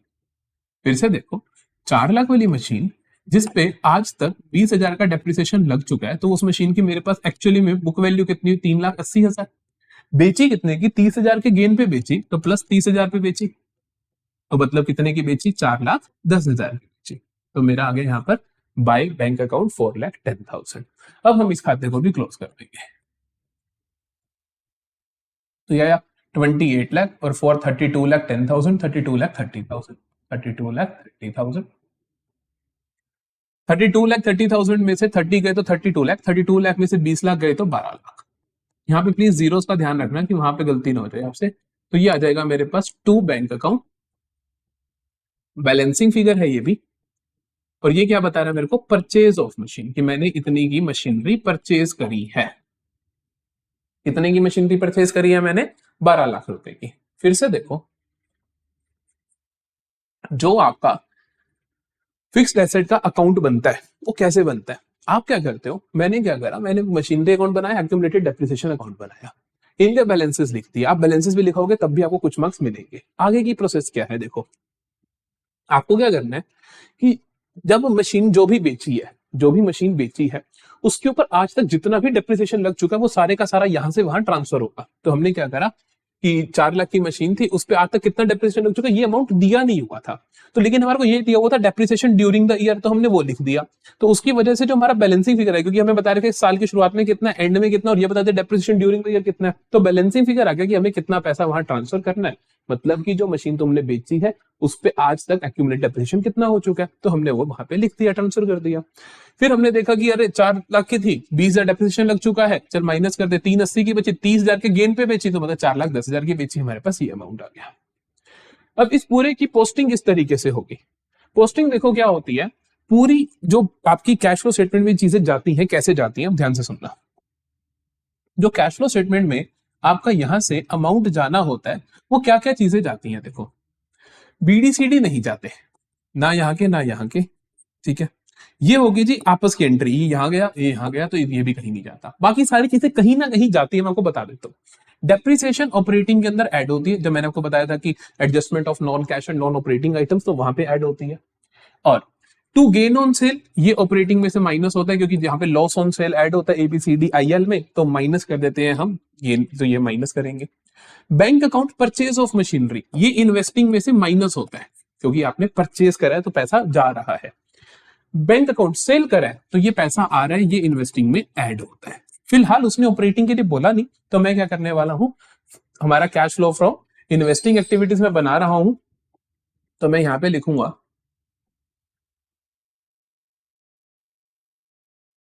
क्या लिखूंगा यहां पर मैं, सेल ऑफ मशीनरी। मशीनरी मैंने बेची कितने की है वो लिखूंगा। मेरे को प्रॉफिट लॉस से कोई मतलब नहीं है, क्योंकि मेरे को मतलब है कैश कितना आया कैश कितना गया। तो मैंने जो मशीनरी बेची है वो 4,10,000 की बेची है, तो मैं ऐड कर दूंगा 4,10,000। परचेज ऑफ मशीनरी, मैंने मशीनरी खरीदी कितने की है, 12 लाख की, तो मैं इसको ब्रैकेट्स में लिख दूंगा क्योंकि ये माइनस की आइटम है। और कुछ हुआ देखो, और कुछ नहीं है इन्वेस्टिंग का, बाकी दो चीजें ऑपरेटिंग में जानी है, बाकी कुछ रहा ही नहीं। तो इस तरीके से आपको खाता बनाना होता है और उसके ऊपर लेबल कर देना होता है कौन सी चीज कहां जानी है। अब देखते हैं और कुछ, इसका ट्रीटमेंट हो गया, इसका हो गया, इसका हो गया, इसका हो गया, कोई टेंशन नहीं। और देखते हैं और कुछ है, ये तो हमारे पास है डिवेंचर और शेयर कैपिटल, तो फाइनेंसिंग की आइटम्स हो गई। इंटरेस्ट पेड, ये भी फाइनेंसिंग की। डिविडेंड पेड फाइनेंसिंग की। डिबेंचर्स वर रिडीम्ड फाइनेंसिंग की। तो इन्वेस्टिंग की और कोई एक्टिविटी नहीं है, तो हमारे पास आंसर आ जाएगा यहाँ पर 12 लाख में से 4 लाख गया तो 8 लाख, 8 लाख में से 10,000 गया तो हमारे पास आ जाएगा 7,90,000। तो ये आ गया मेरे पास cash used in investing activities.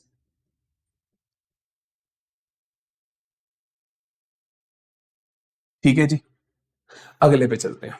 अब आता है कैश फ्लो स्टेटमेंट बनाते हैं इस तरीके से, cash flow statement for financing activities. तो फाइनेंसिंग एक्टिविटीज के लिए हम किस तरीके से बनाएंगे देखो। फाइनेंसिंग एक्टिविटी आपका जनरली सबसे आसान पोर्शन होता है, उसमें कुछ डिफिकल्टी नहीं होती।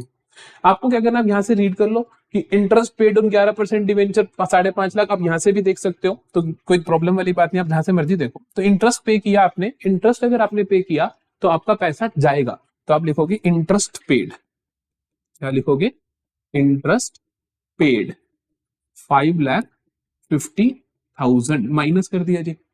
Dividend of 3 lakh was paid on equity share, dividend paid भी आपके लिए फाइनेंसिंग एक्टिविटी, आप माइनस कर दोगे।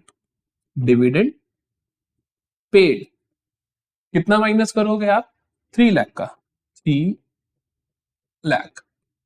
आगे आता है debentures were redeemed at a premium of 10% on 31 March 2022। कोई डिवेंचर आपने रिडीम करे होंगे, वो आपने क्या किया, प्रीमियम पे रिडीम करे हैं। देख लेते हैं। डिवेंचर हमारे पास साल की शुरुआत में 50 लाख के थे, साल की एंड में 30 लाख के हैं, तो इसका मतलब 20 लाख के आपने रिडीम करे हैं। उसने बोला 10% प्रीमियम पे रिडीम करे, तो 10% फालतू पैसा दिया होगा, तो आप लिखोगे redemption of debentures, redemption of debentures 20 lakh plus 10%, 20 lakh का 10% हुआ 2 लाख, तो बेसिकली मैंने 22 लाख माइनस। इक्विटी शेयर के बारे में देखते हैं, ये हो गया, ये हो गया, ये हो गया, ये भी हो गया, अब ये रह गया। तो 60 लाख के थे शुरुआत में, हम 90 लाख के थे, 30% आपने 30 लाख के इशू करे तो पैसा आया होगा, तो मैं यहां लिखूंगा इशू ऑफ शेयर्स। तो यहां पे मेरे पास क्या हुआ होगा, 30 लाख रिसीव हुआ होगा, तो ये मेरे पास क्या आ गया, 22 और 3 25 और 5 30 लाख, 30 लाख 50,000 नेगेटिव और प्लस ये तो माइनस का 50,000। तो यहां भी मैं क्या करूंगा, कैश यूज्ड इन फाइनेंसिंग एक्टिविटीज, ये मेरे पास फाइनेंसिंग का आ गया। तो बेसिकली फाइनेंसिंग बहुत आसान होता है, इन्वेस्टिंग के अंदर आपको अकाउंट बनाना पड़ता है, दैट्स इट। तो हमने यहां पर करा क्या है, पहले अकाउंट बनाया विद एक्यूमुलेटेड डेप्रिसिएशन का। अगले क्वेश्चन पे मूव करते हैं, वहां पे हमारे पास विदाउट एक्यूमुलेटेड डेप्रिसिएशन का क्वेश्चन होगा। देखो, so it says calculate cash flow from investing activities from the following information. आपको क्या करना है, इन्वेस्टिंग एक्टिविटी से कैश फ्लो स्टेटमेंट बनाना है। यहाँ पे बोला calculate cash flow from financing, उसका अलग ही पार्ट बना दिया, ये अच्छी बात है। हम यहाँ पे देखते हैं पहले, तो यहाँ पे कहते हैं कि प्लांट एंड मशीनरी दे रखा है आपको और गुडविल के बारे में दे रखा है। प्लांट एंड मशीनरी पहले थे 3 लाख के, अब है 4,10,000 के। कोई बात नहीं, यहाँ पे कुछ बेचा खरीदा होगा तो खाता बनाना पड़ेगा, तो मैं इसके आगे अकाउंट लिख देता हूँ, मैं अकाउंट बनाऊंगा। यहाँ पे कहता है एडिशन, और गुडविल के लिए कहते हैं कि शुरू में थी 80,000 की, अब है 1,80,000 की। गुडविल बढ़ गई। देखो गुडविल का इंक्रीज होना इन्वेस्टिंग एक्टिविटी होता है कि मतलब आपने खरीदी है, मतलब आपका पैसा गया। अगर गुडविल रिड्यूस हो जाए तो उसे हम बेचना नहीं कहते, उसे हम कहते हैं अमोर्टाइजेशन, जो कि हम ऑपरेटिंग में ऐड करते हैं, वहां पे हम ट्रीट करते हैं। अब यहाँ पे देखते हैं हम, A machine costing 85,000, depreciation provided thereon 15,000 was sold for 62,000। एक मशीन जिसकी एक्चुअली में कॉस्ट 85,000 थी, उसके ऊपर आज तक 15,000 का डेप्रिसिएशन लग चुका है, वो सोल्ड फॉर 62,000, आपने इतने की बेच दी। Depreciation charge during the year amounted to 48,000। देखो जब विद एक्यूमुलेटेड डेप्रिसिएशन का क्वेश्चन आता है, या मैं कहूं प्रोविजन फॉर डेप्रिसिएशन वाला क्वेश्चन आता है, तो वहां पर जो डेप्रिसिएशन लगाई जाती है हर साल, वो एक्यूमुलेटेड डेप्रिसिएशन के खाते में लगाई जाती है। और जिस दिन आप मशीन बेचते हो उस दिन उस मशीन पे जितना भी डेप्रिसिएशन होता है सारे का सारा हम एक्यूमुलेटेड डेप्रिसिएशन से ट्रांसफर कर देते हैं। लेकिन जब हम एक्यूमुलेटेड डेप्रिसिएशन फॉलो नहीं कर रहे होते तब क्या होता है, तब देखो अब मशीन कॉस्टिंग 85, पहले हम मशीनरी, यहाँ पे एक ही खाता बनेगा, that is plant and machinery account. एक ही खाता बनेगा, प्लांट एंड मशीनरी अकाउंट, ठीक है। प्लांट एंड मशीनरी अकाउंट बनेगा तो आप इसका ओपनिंग और क्लोजिंग बैलेंस लिख दो। साल की शुरुआत में 3 लाख था, लास्ट में 4,10,000 है, तो हम लिख देते हैं टू बैलेंस ब्रॉट डाउन। शुरू में था 3 लाख, एंड में है बाय बैलेंस कैरिड डाउन 4,10,000, ठीक है जी। अब देखते हैं क्या हुआ। अब मशीन कॉस्टिंग 85,000, मशीन 85,000 की कॉस्ट करती हुई, डेप्रिसिएशन प्रोवाइडेड ऑन 15,000, जिस पे आज तक 15,000 डेप्रिसिएशन लग चुका है, तो इसका मतलब उसकी आज की डेट में वैल्यू क्या हुई, 85 माइनस 15 दैट इज 70,000, 70,000 हुई। वो सोल्ड फॉर 62,000। तो बेसिकली आपने क्या किया, 70,000 वाली मशीन को क्या कर दिया, बेच दिया 62,000 में। तो इसका मतलब लॉस हुआ या गेन हुआ, लॉस हुआ। मैंने आपको समझाया था अगर गेन होता है तो इधर आता है, लॉस होता है तो इधर आता है। तो आप लिखोगे बाय लॉस ऑन सेल, कितना हुआ 8,000 का। बाय बैंक, वो आपको कीमत दे रखी है, बाय बैंक अकाउंट 62,000, समझ आई। यही अगर एक्यूमुलेटेड डेप्रिसिएशन का क्वेश्चन होता तो हम यहां पर एक और चीज लिख रहे होते, बाय एक्यूमुलेटेड डेप्रिसिएशन अकाउंट 15,000 हम ट्रांसफर कर रहे होते जो आज तक का इसके ऊपर डेप्रिसिएशन लग चुका है। लेकिन ये बिना एक्यूमुलेटेड डेप्रिसिएशन वाला क्वेश्चन है, तो यहां पर ये ट्रांसफर नहीं होगा। क्यों, क्योंकि यहां पर ऑलरेडी जो मेरी मशीन है वो डेप्रिसिएशन माइनस करके दिख रही होगी, बुक वैल्यू पे दिख रही होगी, तो इसीलिए 15,000 ये यहां पर नहीं आएगा। आपको यही समझाना चाहता हूं कि एक्यूमुलेटेड डेप्रिसिएशन होता अगर, तो हम क्या कर रहे होते, यहाँ पे ये लिख रहे होते, लेकिन अब हम ये नहीं लिखेंगे। चलो, तो ये हमारे पास आ गया। अब देखते हैं depreciation charge during the year amounted to 48,000। पूरे साल में जो डेप्रिसिएशन लगा वो कितना है आपका 48,000। तो पूरी डेप्रिसिएशन जो पूरे साल के वो भी इसी खाते में लग रही होगी, बाय डेप्रिसिएशन अकाउंट 48,000।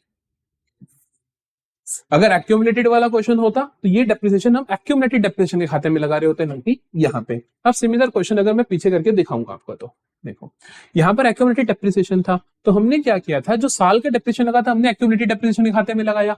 अब जो पूरे साल का डेप्रिसिएशन हम प्लांट एंड मशीनरी में लगा रहे, क्योंकि वो खाता बन ही नहीं रहा।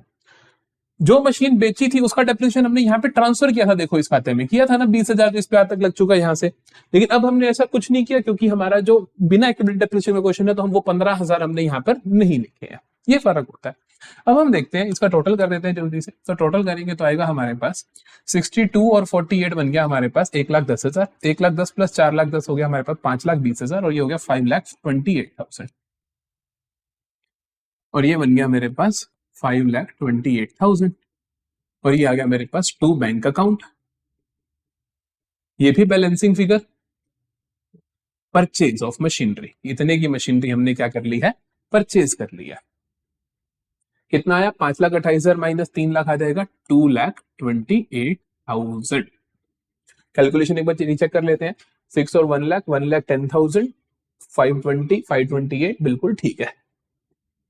अब देखते हैं हम बनाए और तो कुछ कहा ही नहीं उसने, ये सारे काम हो गए। मैंने आपको बोला था अगर पूरे खाते को देखोगे तो कौन सी चीज कहाँ पे जाएगी निकालना बहुत आसान होता है, BDCD कहीं नहीं जाते, ये ऑपरेटिंग के अंदर ऐड होगा, ये इन्वेस्टिंग के अंदर ऐड होगा, मशीनरी बेची है, ये ऑपरेटिंग के अंदर हम ABCDIL करते हैं तो लॉस आता है तो ऐड कर दोगे, ये इन्वेस्टिंग में से माइनस होगा, दैट्स इट। इन्वेस्टिंग एक्टिविटी हमें बोला गया तो हम बना देते हैं इन्वेस्टिंग एक्टिविटी के लिए। इन्वेस्टिंग एक्टिविटी के लिए क्या होगा, तो हम देखते हैं कि हमने मशीनरी खरीदी कितने की, बेची कितने की, तो ये 62,000 की हमने बेची है तो हम कहेंगे sale of plant and machinery. यहां से हमारे पास कैश आया है तो 62,000 पॉजिटिव हो गया। यहां पे हमने खरीदी है तो पैसा गया होगा, हम कहेंगे purchase of plant and machinery कितने की है, 2,28,000, तो 2,28,000 हम यहाँ पे माइनस कर देंगे। इसी तरीके से गुडविल भी देखेंगे तो गुडविल कितनी है मेरे पास, शुरू में थी 80,000, अब है 1,80,000, तो मैंने परचेज करी है तो मैं क्या करूंगा, परचेज ऑफ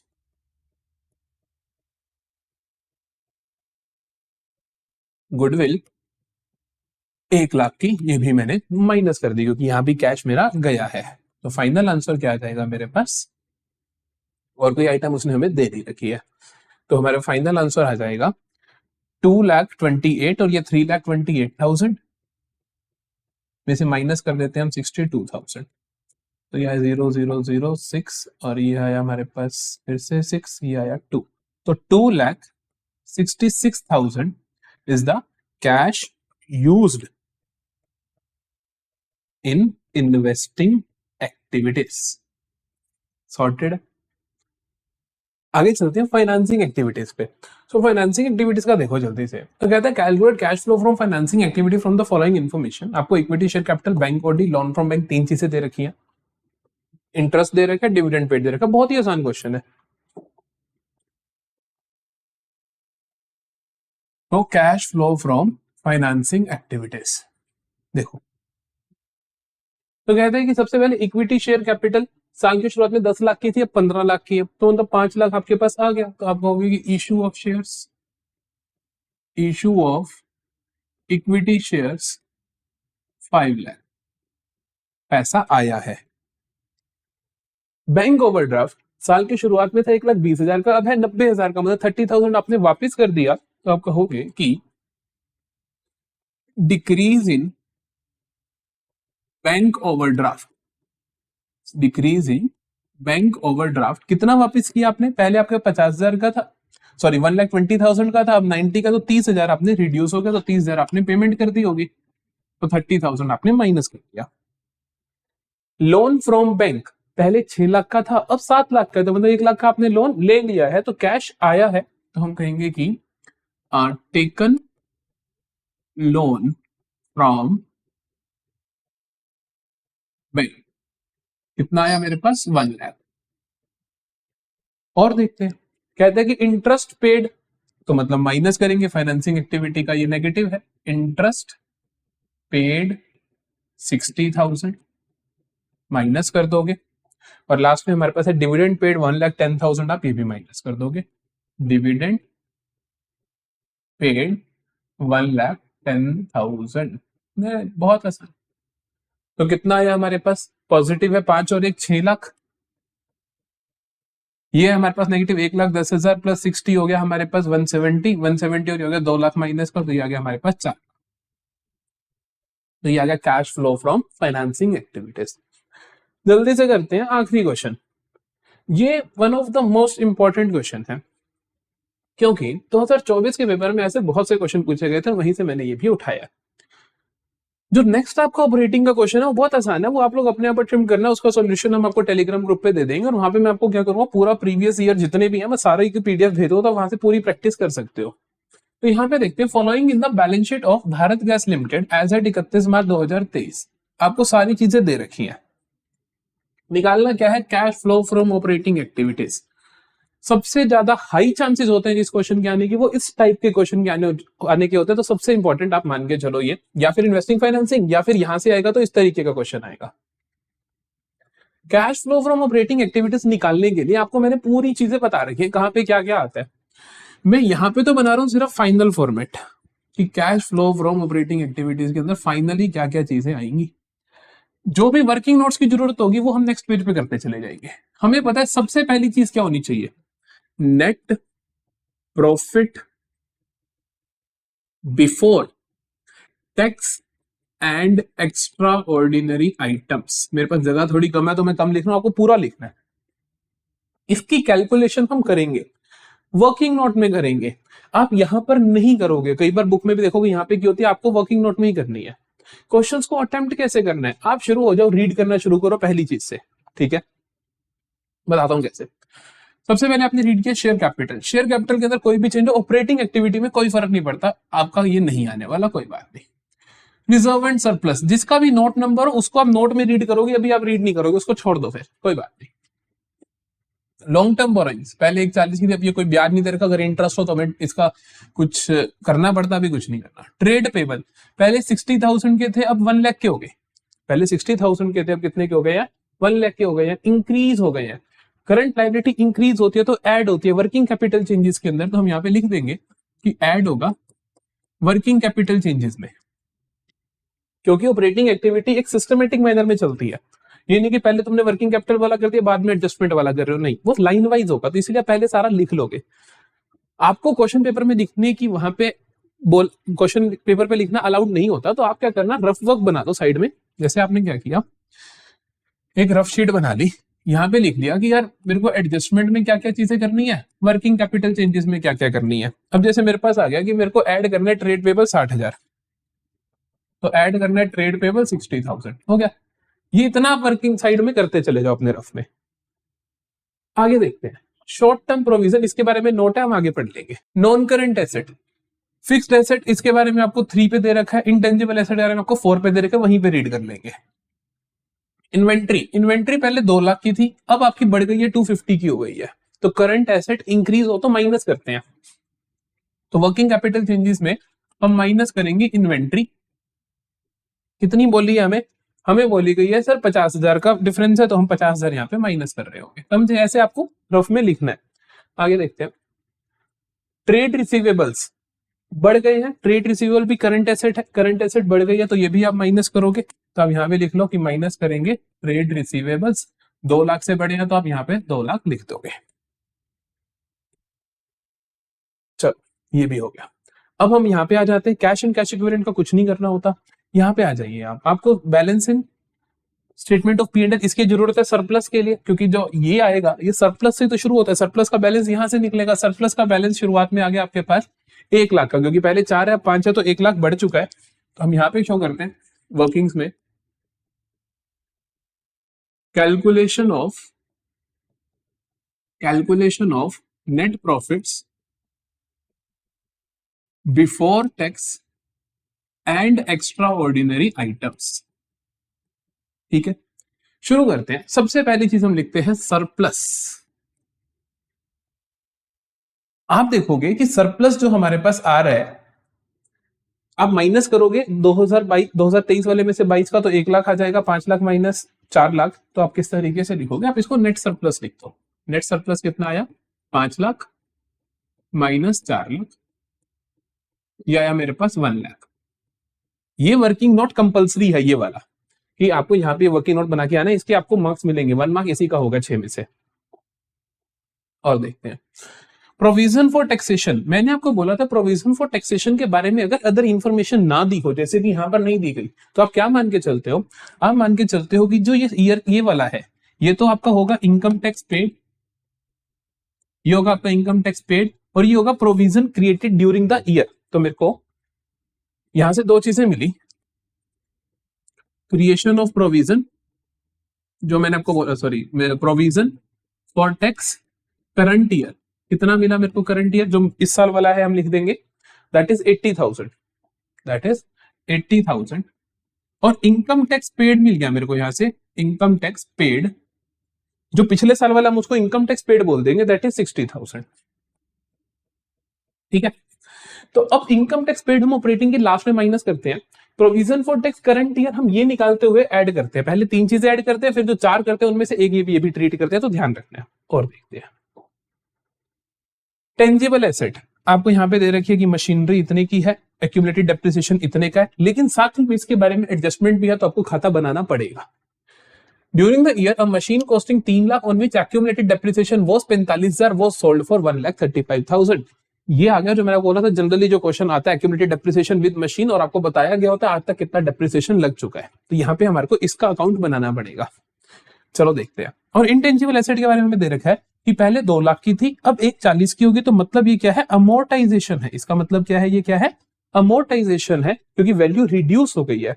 तो इसको हम एडजस्टमेंट्स में लिखते हैं, यहां पे लिखेंगे हम प्लस अमोर्टाइजेशन ऑफ गुडविल 60,000। ठीक है जी। तो हमारा रफ वर्क में तो काफी चीजें तैयार हो चुकी है, एक चीज रहती है जो हमारे को अकाउंट बनाना पड़ेगा। उससे पहले हम कैलकुलेशन ऑफ नेट प्रॉफिट कर ले जल्दी से। कैलकुलेशन ऑफ नेट प्रॉफिट के अंदर मेरे पास प्रॉफिट के लगे एडजस्टमेंट कोई भी नहीं है, सिर्फ एक प्रोविजन वाली आई है, उसको हम ट्रीट कर देते हैं। तो हम ऐड कर देंगे provision for tax, provision for tax current year कितना है मेरे पास, 80,000 में 80,000 ऐड करें, 1,80,000 सॉर्टेड है।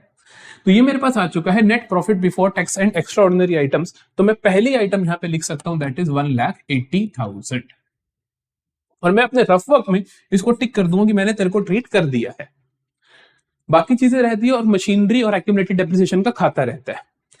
अब कई बार हम गलती करते हैं कि हम ना, गलती क्या, वो स्मार्ट वर्क है, मैं आपको सिखाता भी हूं कैसे करना है, कि आपको हम मशीनरी अकाउंट नहीं बनाते, सिर्फ एक्यूमुलेटेड डेप्रिसिएशन बना लेते हैं, लेकिन वहां पे गलती ये रह जाती है कि मशीनरी अकाउंट से एक चीज की जरूरत होती है, वो लिखना भूल जाते हैं, तो वो नहीं भूलना। इस तरीके के क्वेश्चन आए तो आप सिर्फ और सिर्फ एक्यूमुलेटेड डेप्रिसिएशन अकाउंट बना सकते हो। सीबीएसई की मार्किंग स्कीम कहती है कि उसका कोई नंबर भी नहीं है, अगर आपने नहीं बनाया तो भी कोई बात नहीं, लेकिन हम बना देंगे। हम क्या करते हैं, हम एक्यूमुलेटेड डेप्रिसिएशन का अकाउंट बना लेते हैं।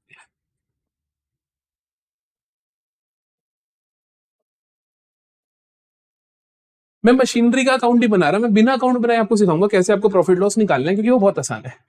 एक्यूमुलेटेड डेप्रिसिएशन का अकाउंट देखो कैसे बनेगा। ये रहा, ओपनिंग बैलेंस दे रखा है मेरे को 1 लाख का, क्लोजिंग दे रखा है 2,50,000 का। तो ये दे रखा है ओपनिंग मेरे को 1 लाख का, और ये दे रखा है मेरे को क्लोजिंग 2,50,000 का। तो यहाँ पे लिख देते हैं बाय बैलेंस ब्रॉट डाउन। अगर आप बना के आ रहे हो तो साफ सुथरा बना के आओ, अगर नहीं बनाओगे तो भी चल जाएगा, आप रफ में कर सकते हो। अब देखो, ये हो गया हमारे पास एक्यूमुलेटेड डेप्रिसिएशन का खाता। यहां से देखते हैं, during the year a machine costing 3 lakh one on which accumulated depreciation 45,000 वो सोल्ड फॉर इतना। मैंने आपको बताया था जितना जो मशीन बेची उसके ऊपर जितना डेप्रिसिएशन होता है वो सारे का सारा आप ट्रांसफर कर देते हो मशीन के खाते में। तो हम एक्यूमुलेटेड के डेबिट साइड से ट्रांसफर कर देंगे टू मशीनरी अकाउंट। इतना 45,000 बस। अब इसको आप क्लोज कर दोगे, जो इसका बैलेंसिंग फिगर आएगा वो डेप्रिसिएशन आ जाएगा, डेप्रिसिएशन ड्यूरिंग द ईयर। मैंने को बोला था पिछले क्वेश्चन में हमें ये डेप्रिसिएशन दे रखा था और ये बैलेंसिंग फिगर था, तो ये कितना हो गया 2,95,000। ये हो गया 2,95,000। तो बाय डेप्रिसिएशन अकाउंट ये है बैलेंसिंग फिगर, ये आ गया मेरे पास। इस साल का डेप्रिसिएशन कितना लगा 1,95,000। समझे? सिर्फ यहां रुक मत जाना, क्योंकि मशीन के ऊपर जो प्रॉफिट या लॉस हुआ, देखो मशीनरी अकाउंट अगर आप बनाओगे यहाँ का, तो आपको जल्दी से बना के दिखाता हूँ कैसा दिखेगा, फिर बताऊंगा कि इसको बनाने की जरूरत क्यों नहीं है। सो मैं मशीनरी अकाउंट बनाता हूं, मान लो इसका। तो अगर मैं मशीनरी अकाउंट बनाऊं यहाँ पे, देखना जल्दी से,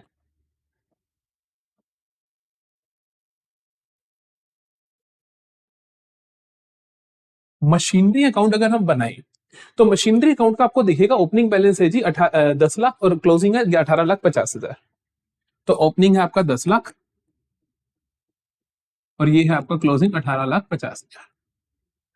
अब उसने बोला कि जो मैंने मशीन बेची, क्या कहता है, ड्यूरिंग द ईयर मैंने 3 लाख वाली मशीन बेची जिसके ऊपर 45,000 का डेप्रिसिएशन था, 1,35 में मैंने बेच दी। सीधी सी बात है, जो आपने एक्यूमुलेटेड डेप्रिसिएशन से ट्रांसफर किया तो वो यहां पर आ जाएगा आपके पास। तो आप लिख दोगे बाय एक्यूमुलेटेड डेप्रिसिएशन अकाउंट 45,000, क्योंकि देखो हमने यहां किया था, एक्यूमुलेटेड डेप्रिसिएशन से ट्रांसफर किए थे 45,000, हमने वहां पे लिख दिए। और बाय बैंक अकाउंट कितने की बेची है, कितने की बेची है 1,35,000 की, क्वेश्चन ने हमें बोला। कि 1,35,000 की आपने क्या कर दिया, बेच दिया। तो इसके ऊपर हमें फायदा नुकसान हुआ या घाटा क्या हुआ, हम निकालना पड़ेगा। 3 वाली जैसे 45,000 का डेप्रिसिएशन था, तो इट मींस उसकी वैल्यू थी 2,55,000। नेट वैल्यू देखें तो नेट वैल्यू कितनी हुई उसकी, 2 लाख। उसकी नेट वैल्यू हो गई हमारे पास 2,55,000। आपने बेच दी 1,35,000 में, 2,55,000 आपने बेच दी 1,35,000 में, राइट। तो कितना बचा, 0,0,0,0,2 1, तो 1,20,000 का लॉस हुआ, राइट। वो आ जाएगा आपका यहाँ पर बाय लॉस 1,20,000। अब देखो, अब मैं यहाँ पे इसको बैलेंस कर दूं, इसको बैलेंस कर दूं, यहाँ पे बैलेंसिंग फिगर निकालूं जो कि होता है to bank account purchase of machine, अभी तक हमने करा। कहते हैं इस खाते को बनाने की जरूरत ही नहीं है। क्यों? क्योंकि जब आपने ऑपरेटिंग एक्टिविटी निकालना है सिर्फ, तो उसके अंदर तो आपको एक ही अमाउंट की जरूरत है, लॉस की, और तो कुछ निकालने की जरूरत ही नहीं है ना अपने को। कितने की बेची, कोई जरूरत नहीं। कितने की बैलेंसिंग फिगर है, इसकी भी कोई जरूरत नहीं। तो इसलिए जब आपके पास क्वेश्चन आता है ऑपरेटिंग एक्टिविटीज का, तो आपको वहां पे मशीनरी का खाता बनाने की कोई जरूरत नहीं, एक्यूमुलेटेड डेप्रिसिएशन का बना लेना, क्योंकि यहां से आपको डेप्रिसिएशन निकालने की जरूरत होती है।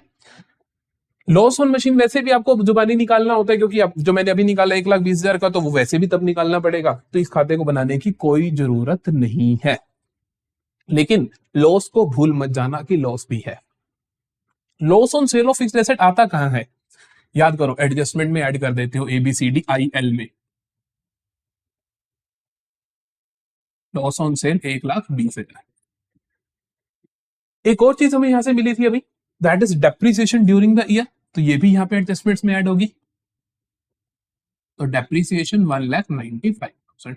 तो रफ वर्क में मेरा पूरा ऑपरेटिंग एक्टिविटी रेडी हो चुका है, तो मैं यहां से सीधी चीजें लिखने चला जाऊंगा।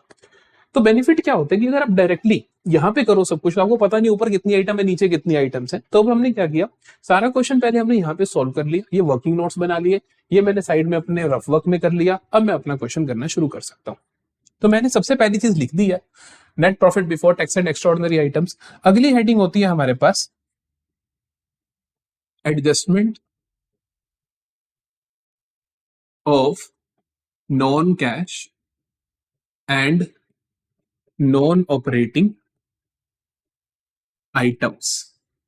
करते हैं जल्दी से। मैंने कहा था आपको कुछ चीजें ऐड करनी होंगी, कुछ लेस करनी होंगी, तो हमने ऑलरेडी सब कुछ लिख रखा है कि हमें क्या क्या ऐड करना है। Amortisation of goodwill, loss on sale of asset, depreciation, 3 चीजें ऐड करनी है। हम लिखते हैं, ऐड करते हैं अमोर्टाइजेशन, अमोर्टाइज्ड गुडविल या गुडविल अमोर्टाइज, आप जो मर्जी लिख सकते हो। कितनी अमोर्टाइज हुई है हमने यहाँ पे लिख रखा है सारे अमाउंट, 60,000 का, तो हम 60,000 लिख देंगे। फिर हमारे पास आता है यहाँ पर loss on sale 1,20,000, loss on sale of machinery 1,20,000। फिर आता है हमारे पास डेप्रीसिएशन, डेप्रीसिएशन आई है हमारे पास 1,95,000 की, तो आप वो भी लिख दोगे। और एडजस्टमेंट के अंदर माइनस करने वाला कुछ भी नहीं है, तो हमारे पास यहाँ पर आ जाएगा operating profit before working capital changes. तो क्या आ जाएगा मेरे पास, operating profit before working capital changes. तो कितना आ जाएगा ये मेरे पास, देखते हैं। 180 प्लस 60 240, 240 और 20 260, 360, 360 और 2 लाख हो जाएंगे 560। तो यहां हम लिखेंगे 5,55,000। आगे चलते हैं। फिर हमारे पास है कि हमें वर्किंग कैपिटल चेंजेस देखने हैं, तो ऐड करनी है हमें ट्रेड पेबल्स। हम करेंगे, ऐड कर देंगे इंक्रीज इन ट्रेड पेबल्स। कितना है, 60,000। फिर हम माइनस करेंगे, हम इन्वेंट्री का। इन्वेंट्री के अंदर क्या हुआ हमें पता है, इंक्रीज इन इन्वेंट्री माइनस होती है करंट एसेट, तो इंक्रीज इन इन्वेंट्री और increase in trade receivable minus कर देंगे।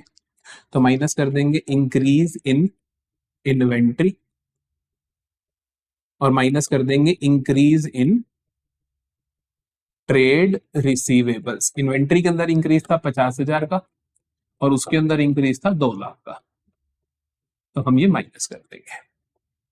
और कुछ था यहाँ नहीं था, बस लास्ट में इनकम टैक्स पेड माइनस करना है 60,000 का, हम वो कर देंगे। पहले हम यहाँ पे निकाल लेते हैं, तो ये आ जाता है हमारे पास कैश फ्लो फ्रॉम ऑपरेशंस। तो 5,55,000 में से 60,000 ऐड करेंगे तो हमारे पास आ जाएगा 6,15,000। 6,15,000 में से 2 गए तो 4,15,000 और उसमें से 50,000 गए तो हमारे पास आ जाएगा 3,65,000। 3,65,000 और एट द एंड हम क्या कर देंगे, एट द एंड हम यहाँ पे आ जाएगा कैश जनरेटेड फ्रॉम ऑपरेशंस और लास्ट में हम माइनस कर देंगे इनकम टैक्स पेड। लास्ट में हम माइनस कर देंगे इनकम टैक्स पेड। वो हमारे पास कितना है, इनकम टैक्स पेड हमने लिख रखा है कि हमारे पास है पड़ा 60,000 का, तो आप 60,000 ये लास्ट के माइनस कर दोगे, तो ये आ गया आपके पास 3,05,000 net cash flow from in operating activities. तो यहां पर हम आते हैं एंड ऑफ द क्लास। एक क्वेश्चन ये भी है, ये बहुत आसान सा क्वेश्चन है, आप लोग अपने आप अटेम्प्ट भी कर सकते हो। सो operating activity, investing activity, financing activity, सारे के सारे क्वेश्चन किस तरीके से होते हैं हमने डिस्कस कर लिए। आपको और भी प्रैक्टिस क्वेश्चंस टेलीग्राम ग्रुप में मिल जाएंगे। Thank you for watching. अगर आपको वीडियो पसंद आई तो प्लीज बताना और अगले दिन के लिए रेडी रहो। ये आज कल जो 8 बजे वीडियो आनी है उससे पहले सारा काम आपका कंप्लीट हो जाना चाहिए। एटलीस्ट जितने क्वेश्चंस मैंने आज की क्लास में करवाए हैं वो सारे के सारे खत्म हो जाने चाहिए। नेक्स्ट क्लास में मिलते हैं। Thank you and bye bye.